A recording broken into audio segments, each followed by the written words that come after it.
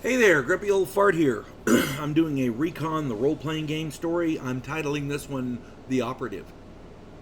Before I get into this, though, if you enjoy my content, it would really help me out if you could hit the like button, subscribe to my channel, share my content on all of your platforms, and post a comment or two. Remember, I welcome your comments, even if you disagree with me. And check me out over on Rumble for my political commentary and weekly current events. If you enjoy a good book, check out my author page on Amazon.com.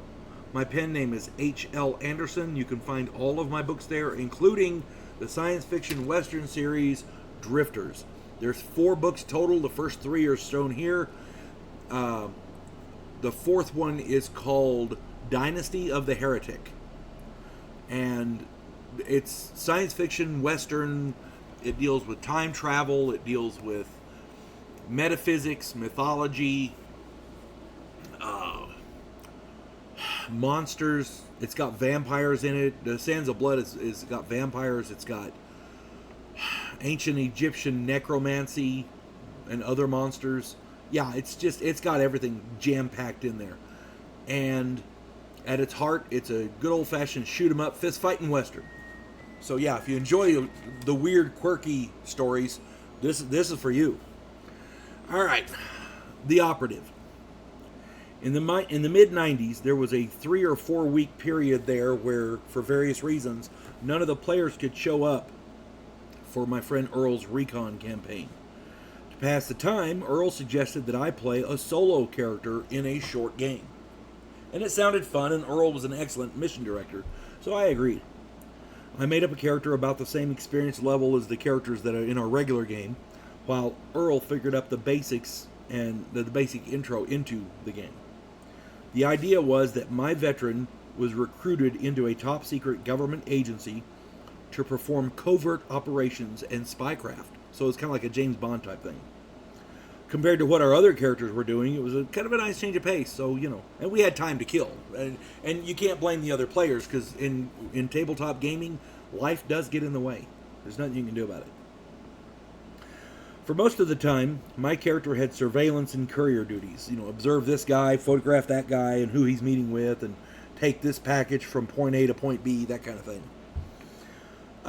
Most of it was easy, but if I'd gotten caught, they would have killed me. So it was a little harrowing.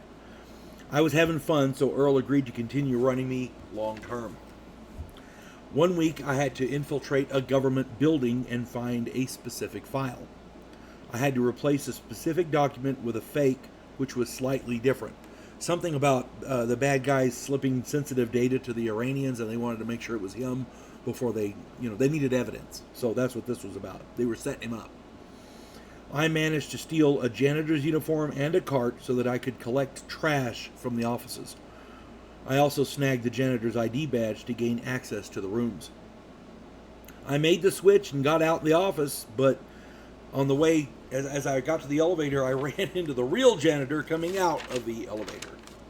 He pulled the alarm before I could stop him.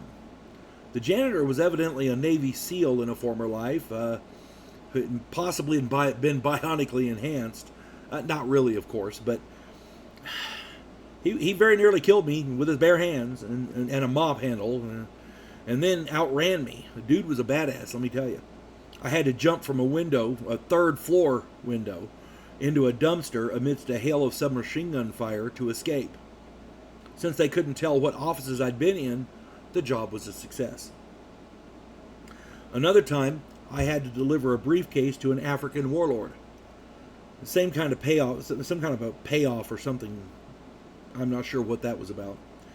At any rate, operatives from a rival organization, and I think they were GRU or KGB, I'm not sure which. But anyway, they tried to stop me. I had to sneak off of the plane with the luggage and jump the fence. I paid a local to drive me to my contact. The bad guys were watching the contact, so of course they spotted me again. It was a running gun battle to the truck and then a car chase throughout the streets of Juba with 3 vehicles in pursuit. Once we'd gained some distance, he turned a corner and slowed so that I could jump out and hide.